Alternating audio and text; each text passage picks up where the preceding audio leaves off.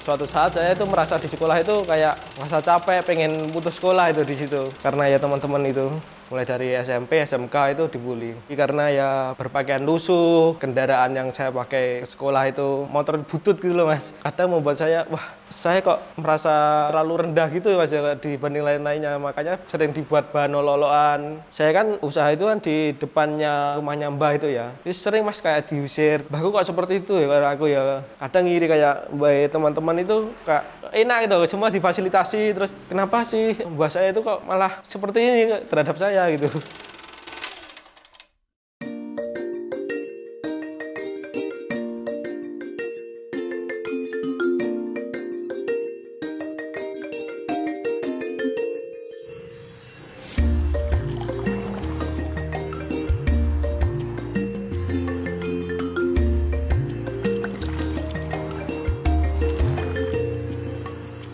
Assalamualaikum warahmatullahi wabarakatuh. Perkenalkan, saya Ditya Prismardiansyah, 21 tahun. Saya owner dari Tropisco ID. Nah, saya membuat nama Tropisco ini dari kata minuman kelapa muda tropis gitu, Mas. Tropisco. Tropis itu kayak iklim Indonesia itu ya. Yang co-nya itu coconut artinya itu. Minuman kelapa muda tropis. Saya mulai usaha ini dari tahun 2018 Mas itu. Pada saat itu masih duduk di kelas 3 SMK itu. Iseng-iseng gitu loh waktu itu. Dari ayah itu, temennya itu kan ada yang supplier degan. Terus saya ditawari gini, "Dit, gimana kalau coba jualan es degan di sekitar sini?" gitu. Lah melihat peluang seperti itu dan kondisi saya saat itu juga pengen punya penghasilan tambahan sekaligus mengisi waktu luang seperti itu. Tanpa pikir panjang saya coba itu Mas. Untuk modal awal dulu cuma 50.000 itu. Saya beli kelapa muda 5 butir, beli plastik atau packagingnya itu, sama beli gula lah seperti itu. Untuk kayak pisau, terus kayak toples itu punya sendiri dari dapur gitu. Dari situ saya mulai. Untuk awalnya ya cuma masih tetangga-tetangga gitu yang beli Mas.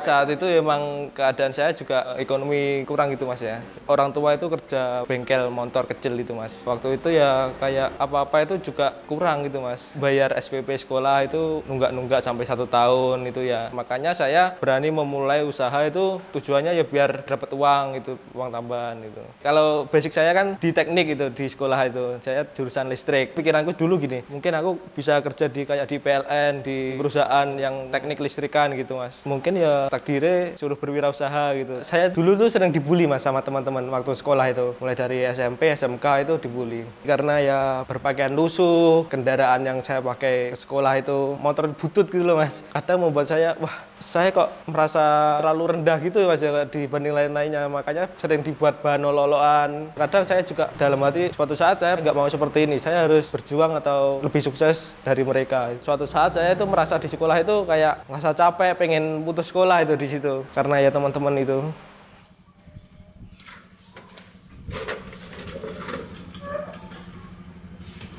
Kondisi keluarga saat ini kayak ibu saya ini lagi sakit Mas, dan ayah kan punya usaha bengkel itu ya, kayak lagi down gitu juga. Ada utang juga itu dari utang keluarga.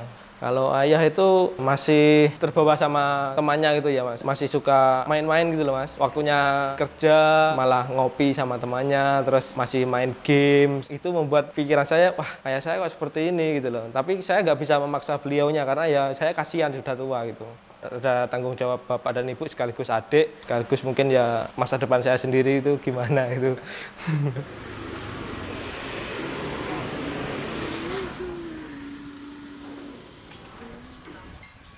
Kalau saya itu menerapkan kayak gajian Mas, kalau di usaha saya sendiri itu. Ada gaji bulanan untuk saya ngambil di perusahaan itu, untuk nanti misal ada sisa profit itu diputar lagi menjadi aset di perusahaan itu Mas. Ketika bisnis lagi agak sepi gitu ya terpaksa saya ngambil uang dari perusahaan itu. Ya mungkin beban kayak membayari kebutuhan harian, asuransi gitu Mas. Karena ya emang ya ibu kondisi saat ini lagi sakit. Kalau penyakit diabetes perlu penanganan khusus dan biaya yang nggak kecil gitu. Terus kayak ada komplikasi gitu loh, terus ke poli saraf, ke poli mata, seperti itu. Jadi saat ini sampai 3 kali nih 1 bulan kontrolnya itu di rumah sakit. Kadang wah kok berat banget gitu merasanya itu. Tapi ya berusaha tetap berjuang lah demi keluarga, demi orang tua gitu.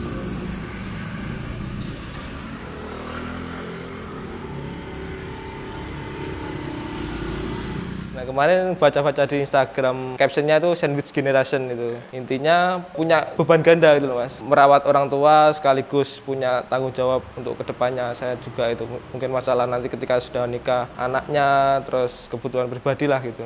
Sebenarnya kemarin aku baca itu kayak yang saat ini berusia 30-40 sih Mas. Dia mempunyai beban ganda ya dari orang tua sekaligus anaknya itu. Mereka yang sebenarnya sudah waktunya pensiun cuman masih punya tanggung jawab ganda itu. Tapi saat ini mungkin saya ada tanggung jawab kepada orang tua gitu. Karena saya anak pertama dari 2 bersaudara, adik saya masih kelas 3 SD. Ya mungkin yang tanggung jawab saya kayak merawat orang tua sekaligus membesarkan adik ini Mas. Sebenarnya impian saya itu pengen membahagiakan mereka dengan cara bebannya saya aja gitu loh. Saya pengen bekerja keras untuk membantu mereka mungkin membikinkan rumah. Karena saat ini kayak orang tua saya itu masih tinggal sama mertua gitu loh. Jadi kadang masih banyak crash di dalamnya itu Mas. Kayak masih sering ada omongan diusir dari rumah gitu. Untuk harapan saya ya pengen buatkan rumah orang tua sendiri sekaligus udahlah Pak Bu nggak usah kerja biar saya saja yang menghidupi gitu. Saya kan usaha itu kan di depannya rumahnya Mbah itu ya. Jadi sering Mas kayak diusir terus diibaratnya kayak orang lain gitu loh. Kamu itu di sini sewa sama aku gitu. Mbahku kok seperti itu ya kalau aku ya. Kadang ngiri kayak mbak teman-teman itu kayak enak gitu semua difasilitasi terus kenapa sih mbah saya itu kok malah seperti ini terhadap saya gitu.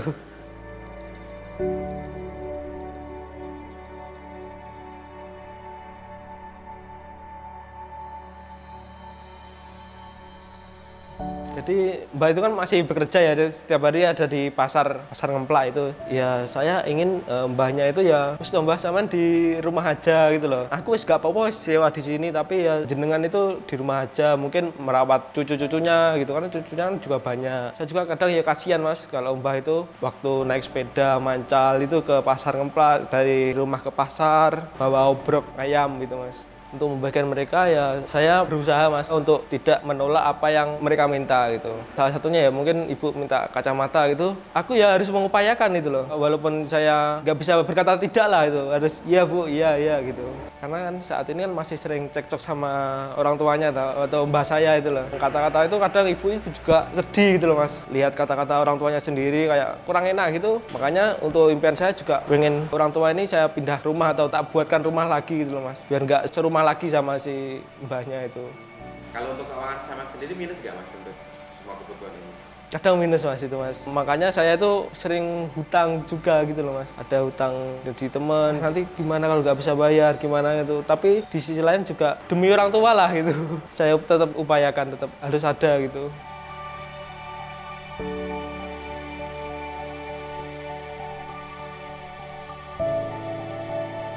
Awal-awal dulu hampir putus asa sih Mas, 10 bulan dari mulai usaha tahun 2018 itu Mas. Saya kayak, wah ini usaha kok tetap gini-gini aja, sedangkan saat itu juga ada utang angsuran. Dulu sempat juga ngelamar pekerjaan Mas, sebagai barista dulu. Saya izin Bu, ini kayak penghasilan dari usaha ini masih kurang untuk biaya angsuran kayak gitu. Ibu nanti jaga outlet dulu ya, misal aku tak kerja, nanti usaha jalan di rumah, sekaligus saya juga ada pendapatan dari kerja di orang lain itu. Nah ternyata saat kerja itu saya cuma bertahan 2 hari Mas, kayak lebih berat itu loh, kayak kerja ikut orang malah lebih beban. Pada saat itu masih SMK kelas 3 itu, hampir ujian Mas, ujian nasional itu. Saya malah kerja. Akhirnya ya wes itu cuma bertahan 2 hari. Karena saya merasa itu capek banget ya itu. Setelah pulang sekolah jam 5 sampai kerja pulang jam 12 malam. Di hari kedua saya pulang nangis mewek itu.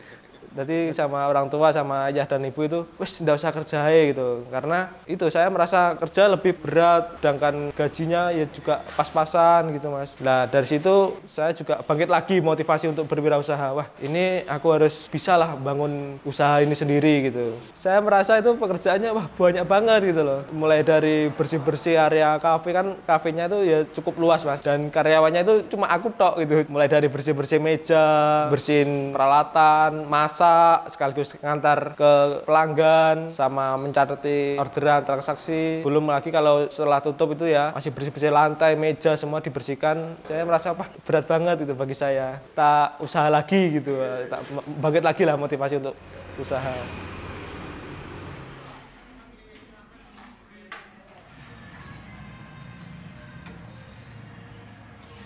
Kayak dulu itu juga saya pernah berpartner sama teman ya, ngomong ke saya temannya, "Dit, gimana kalau aku ikut usahamu, ikut gabung itu?" Saya juga kasihan karena beliaunya kayak kesulitan dapat kerjaan itu loh Mas. Terus gini aja, nanti aku buatin booth lagi atau cabang lagi. Akhirnya 2 bulan bisa kerjasama, terus di situ cuma bertahan 2 bulan Mas. Karena ya sering ada beda visi sama partnerku itu. Awal-awal itu enak kerja sama teman, terus kita lebih mudah, lebih ringan gitu ya. Terus akhirnya kayak beda visi, beda tujuan, nggak bisa ngelola keuangan juga, uangnya habis, terpaksa bangkrut itu di situ.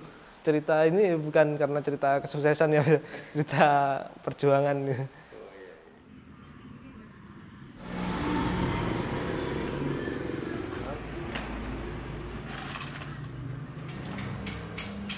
Kalau si Tropisco sendiri ini sebenarnya masih rebranding Mas. 4 tahun ini ya, cuma konsep biasa, es degan biasa, jualan biasa lah itu pada umumnya itu. Di tahun keempat ini kemarin saya punya ide atau inovasi, oh ini pengen tak kembangkan menjadi es degan kekinian gitu. Jadi ada gelas cupnya, ada packagingnya yang unik, brandingnya itu lebih kekinian gitu loh Mas. Sama inovasi varian rasa, mulai dari yang klasik sampai yang kekinian gitu.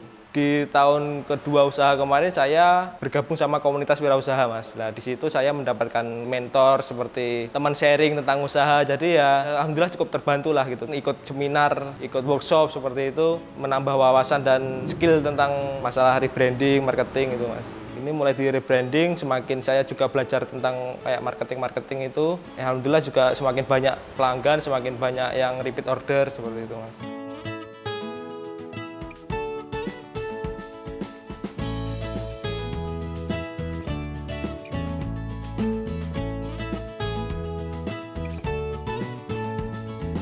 Tahun kemarin ya, itu buka cabang Mas di daerah Bago itu. Iya alhamdulillah ada nambah pelanggan gitu Mas. Ke depan pengen saya itu ya juga si Tropisco ini menjadi franchise minuman kelapa muda itu Mas. Saat ini kan kayak minuman itu yang kelapa muda itu kayak belum ada yang besar itu Mas ya. Kalau es kopi itu sudah banyak, es kopi, es boba, es teh itu banyak. Aku pengen mengangkat es kelapa muda ini lewat Tropisco ini gitu.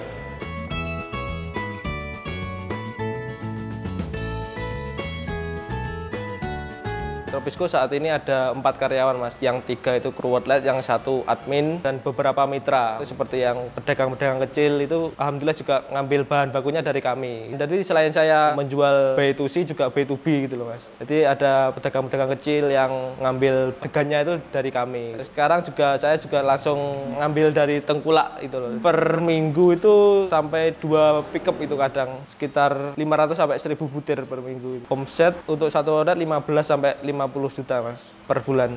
Kami itu juga mengutamakan kualitas rasa Mas. Rasa itu dalam artian bahan bakunya kami juga yang paling bagus insya Allah gitu. Jadi kayak misal air kelapa itu murni semua air kelapa, nggak ada campuran air biasa gitu. Kayak gula itu kami juga pakai yang berkualitas gitu. Saat ini kami jual mulai dari 5.000 sampai 10.000. Segmen kami sebenarnya semua umur sih Mas. Jadi yang mulai dari anak-anak SD sampai orang dewasa itu semua suka. Tapi lebih kami fokuskan ke anak muda atau yang anak-anak kuliah karena lokasi kami juga berada di lingkungan kampus gitu. Lebih ke anak kampus mahasiswa gitu. Dengan media sosial Mas, seperti Instagram, TikTok, WA itu. Kami lebih bangun branding di Instagram sih. Dari Instagram kami arahkan ke WA untuk orderan. Kami juga melayani delivery order itu. Jadi kami juga ada kurir sendiri. Karena ya di daerah kampus itu kayak mahasiswa-mahasiswa itu banyak yang stay di kontrakan atau kos-kosan itu kadang datang ke outlet itu kadang agak susah gitu. Makanya kami membuat program kurir ngantar sendiri, delivery, Tropisco Delivery. Alasannya untuk memakai kurir sendiri itu karena ya lebih cepat gitu menurut saya. Ada order langsung ke admin, langsung dibuatkan sama kru outletnya, terus diantar sama kurir gitu. Lebih cepat sekaligus ya lebih murah kayak ongkirnya gitu.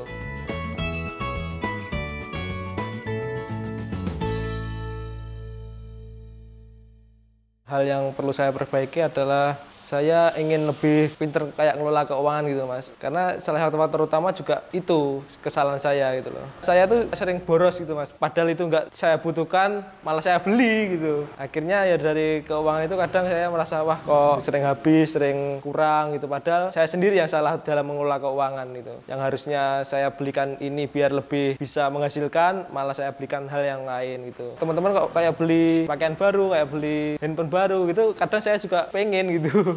Tergoda hal seperti itulah.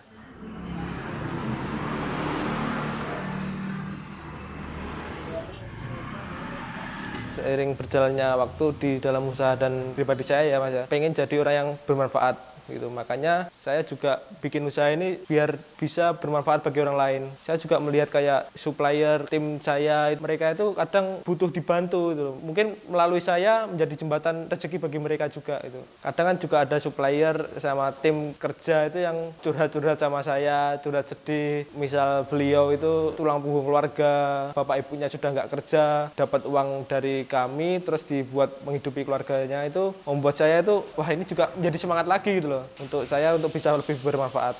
Karena semua ada prosesnya gitu Mas. Jadi nggak ada yang langsung instan gitu. Kayak berlian itu harus digosok dulu lah istilahnya, biar mengkilap. Jadi orang itu juga harus diberi ujian dulu, biar nanti juga bisa mengambil hikmah dari ujiannya tersebut, akan menjadi lebih sukses di kemudian hari.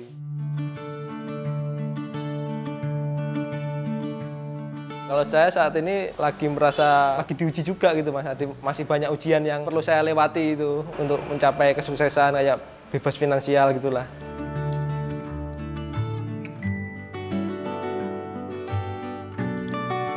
Saya Aditya Prismardiansyah, owner dari Tropisco. Wassalamualaikum warahmatullahi wabarakatuh. Waalaikumsalam warahmatullahi wabarakatuh.